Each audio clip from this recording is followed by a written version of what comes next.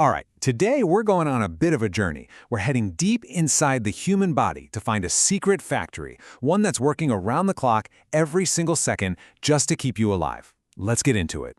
So let me ask you something. Have you ever had those days where you just feel completely drained?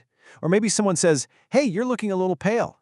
Or you look down and see a bruise and you have no idea how you got it. Sound familiar? Well, what if all those things were actually connected? Because what's really fascinating is how those feelings, being tired and run down, actually show up as physical signs. A doctor might see someone who is pale and tired, notice bruising, or even these tiny little dots called petechia, which are basically microscopic bruises. These aren't just random things happening, they're all clues that point to a single critical system that might be in trouble. And the answer to this little medical mystery, well, it isn't something you can just point to like an organ. It's actually a process, a non-stop, invisible assembly line that's been running inside of you since before you were even born. And that process has a pretty big name.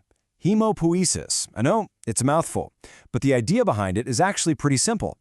Haemopoiesis is just the non-stop, carefully controlled production of all your blood cells. We're talking red cells, white cells, platelets, the whole shebang.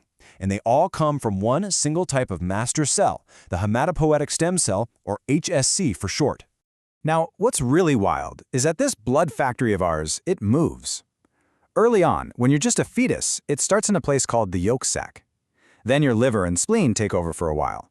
But right around the time you're born, your bone marrow starts to fire up and take over the job. And as an adult, that's where the magic happens. Mostly in the bones of your spine, your ribs, your sternum, and your pelvis. So, if the bone marrow is the factory, then we have to meet the factory CEO, the master engineer, the absolute hero of this whole story, the hematopoietic stem cell. This cell is nothing short of incredible. Every single time it divides, it does two critical jobs at the exact same time. First, it makes a perfect copy of itself. That's called self-renewal. It's like photocopying the master blueprint so you never run out. And second, it kicks out another cell that's destined for the production line. That's differentiation. That cell is going to go on to become a new specialized blood cell. It's the ultimate sustainable factory. And get this, just how rare are these amazing master cells? You'd think they'd be everywhere, right? Wrong. In your bone marrow, only one cell out of every 20 million is a hematopoietic stem cell. 1 in 20 million. That's how unbelievably precious and powerful these things are. Okay, so we've met the master cell. Now let's take a tour of the factory floor itself, the bone marrow. You see, the bone marrow isn't just some random gunk inside your bones. It's a highly organized, thriving community. Think of it like a work site with two main crews. You've got your production cells, the hematopoietic crew. These are the stem cells and all their kids, the ones actually becoming blood. Then you have the support crew, the stromal cells. They're the ones who build the factory itself, provide the food and supplies, and shout out the orders telling the production crew what to build and when. And the difference between a factory that's running smoothly and one that's failed, well, it's night and day. On the left, that's a healthy, normal bone marrow. See how it's packed with all those little purple cells? That's a factory floor bustling with activity. But on the right, that's hypoplastic marrow. It's almost all white, which is just fat. The production line is ground to a halt. And that's exactly what leads to those symptoms we talked about at the very beginning. So this begs the question, how does one master cell create so many different kinds of finished products? Well, it all comes down to a series of choices, like a journey down a very complex family tree. Take a look at this chart. It looks complicated, but it's pretty simple. Right at the very top, you have that one HSC. It makes its first big decision. Am I going to go down the myeloid path or the lymphoid path? From there, the cells commit, going down more and more specialized branches until, finally, they come out the other end as a finished product, like a red blood cell ready to carry oxygen or a neutrophil ready to fight bacteria. But here's the crucial part. This isn't all just random. Sure, there's a little bit of chance involved, but mostly this is a highly regulated system. Your body is constantly sending out signals, things like hormones and growth factors. These are like work orders for the factory. If you get an infection, your body screams, hey, we need more white blood cells, stat.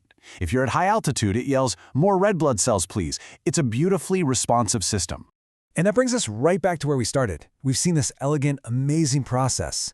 Now let's look at what actually happens when the factory fails and connect that biology back to real-world problems. A problem can pop up at any stage. If your master blueprint, the stem cell itself, is faulty, you can get something like aplastic anemia, where the factory just stops producing. If the factory floor, that support environment, gets scarred up, it can choke out production, which is what happens in myelofibrosis. If your supply chain of signals goes crazy, you might get way too much production, like in polycythemia vera. And if the production line gets stuck, just churning out useless half-finished cells, well, that's what happens in diseases like acute leukemia. And really, this is the main takeaway. You absolutely cannot fix a factory if you don't understand how it's supposed to work in the first place.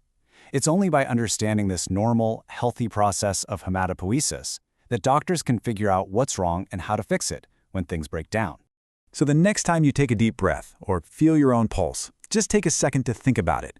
Think about this silent, incredible, nonstop factory working away deep inside your bones. It's absolutely fundamental to our health. Which kind of leaves us with one last question to chew on, doesn't it? What can we do to help keep it running smoothly?